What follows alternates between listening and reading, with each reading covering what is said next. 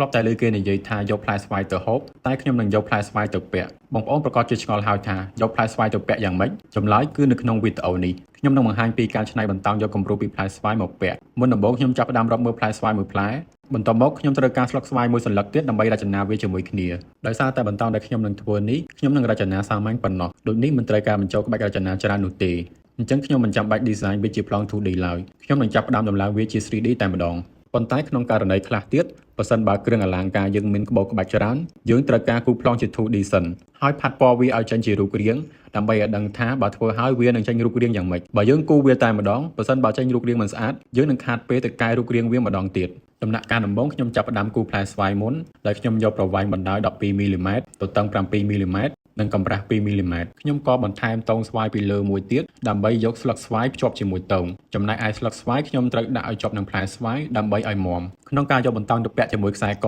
យើងត្រូវការកងមួយដាក់នៅចំហៀងតោងដើម្បីទប់លំនឹងស្លឹកស្វាយនៅខាងស្ដាំកុំឲ្យផ្អៀងបន្ទាប់ពីគូររង្វង់រួចហើយយើងត្រូវការក្រវិលបន្តោងមួយទៀតដើម្បីភ្ជាប់ជាមួយកងនោះអ្វីដែលត្រូវគូរខ្ញុំគូររួចហើយខ្ញុំក៏ចាប់ផ្ដើមពិនិត្យរូបរាងឲ្យគ្រប់ជ្រុងជ្រោយមុននឹងព្រីនចេញជាជ័រខ្ញុំក៏សាកល្បងតេស្តវាឲ្យចេញជារូបរាងមែនទែននៅក្នុងកម្មវិធីចង់ដឹងថាវាធ្វើហើយនឹងមានរូបរាងយ៉ាងម៉េចជំហានបន្ទាប់ខ្ញុំព្រីនវាឲ្យចេញជាជ័រហើយត្រួតពិនិត្យគ្រប់ផ្នែកទាំងអស់របស់ជ័រនោះថាមានបាក់បែកឬអត់បើមានបញ្ហាខ្ញុំនឹងព្រីនវាសារជាថ្មីក្រោយពីបានពិនិត្យរួចរាល់ហើយថាគ្មានបញ្ហានោះទេខ្ញុំចាប់ផ្ដើមយកជ័រនោះទៅដុតឲ្យចេញជាពុម្ពម្សៅចំពោះបន្តោងនេះខ្ញុំធ្វើជាផ្លាទីនទឹក3ដោយសារតែផ្លាទីនទឹក3អស់លុយតិចអាចពាក់បានដូចទឹកផ្លាទីនដទៃទៀតបានបន្ទាប់មកយើងក៏ចាប់ផ្ដើមរំលាយផ្លាទីនហើយចាក់ចូលទៅក្នុងពុម្ពម្សៅដែលយើងបានដុតមុននេះក្រោយពីបានចាក់រំលាយផ្លាទីនចូលពុម្ពរួចហើយយើងពិនិត្យបន្តោងផ្លាទីននោះម្ដងទៀតបើមានបញ្ហាយើងនឹងធ្វើសារជាថ្មីពេលពិនិត្យសពគ្រប់ហើយយើងចាប់ផ្ដើមយកកន្ត្រៃមកកាត់វាឲ្យចេញពីតោងចំពោះកន្លែងខ្លះទៀតបើកន្ត្រៃកាត់មិនបានយើងត្រូវប្រើរណាអាវាបន្តិចម្ដ